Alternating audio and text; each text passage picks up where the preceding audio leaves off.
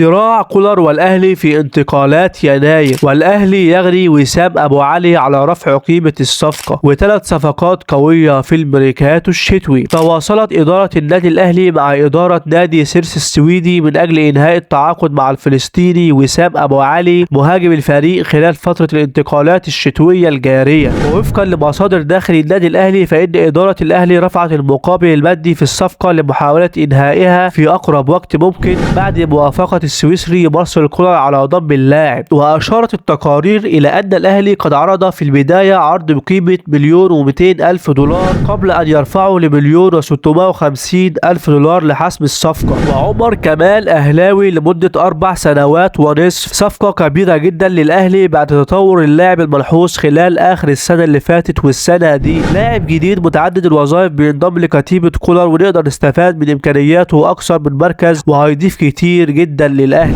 وفي تصريحات لأحمد شوبير، أسعار تذاكر مباراة مصر وتنزانيا مرتفعة جدا، تبدأ التذاكر من 30 جنيه لحد 250 جنيه، وأنا شايفها كتير جدا في منتخبات بتعملها مجانا، احنا بنعافر عشان نخلي الناس تحضر أصلا. من مصادر في الأهلي أن النادي أجل تقديم عرض اللاعب أحمد أمين أوفا مهاجم إنبي اللي ارتبط اسمه بالأهلي الفترة الأخيرة بشكل كبير. وكشف مصدر في الأهلي أن أوفا لا يتلقى اهتمام ودعم كبير من مسؤول القلعة الحمراء، مؤكدا أن مسؤولين النادي ليسوا متحمسين للصفقة. وشهد اليوم عدد كبير من الأحداث الهامة وخاصة التي تتعلق بفريقي الأهلي والزمالك، وكذلك عدد من الملفات التي تتعلق بمنتخب مصر واستعادته للمشاركة في بطولة كأس الأمم الإفريقية. الشناوي يعود لحسابات النصر السعودي الصفقة الأغلى بتاريخ الأهلي. وكولر يؤكد للأهلي أنه لا يمانع باستمرار أحمد عبد القادر مع الفريق بشرط أن يجتهد ويلتزم في التدريبات. الأهلي يعلن خضوع العمري بفحص شامل لمعرفة حالاته الطبية من كبار الأطباء لبحث في إمكانية سفره للخارج لتلقي العلاج. ينوي الأهلي في فتح ملف التفاوض مع الدولي التونسي علي معلول عقب انتهاء كأس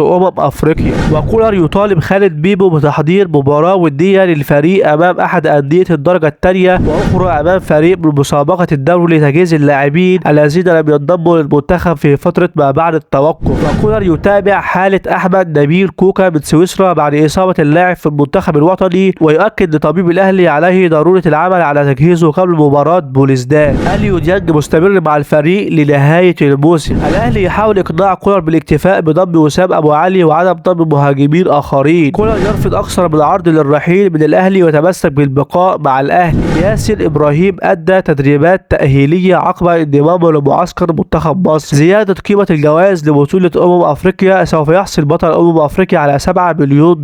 منتخب مصر يلاقي تنزانيا وديا يوم 7 يناير على استاد القاهرة الدولي الساعة 6 مساء. ويسافر المنتخب لكوت ديفوار يوم 9 يناير في تمام 6 عصرا على متن طائرة خاصة. ولو وصلت لحد هنا يبقى أكيد الفيديو عجبك، ما تنساش بقى تعمل لايك وتشترك في القناة علشان يوصلك كل جديد. سلام.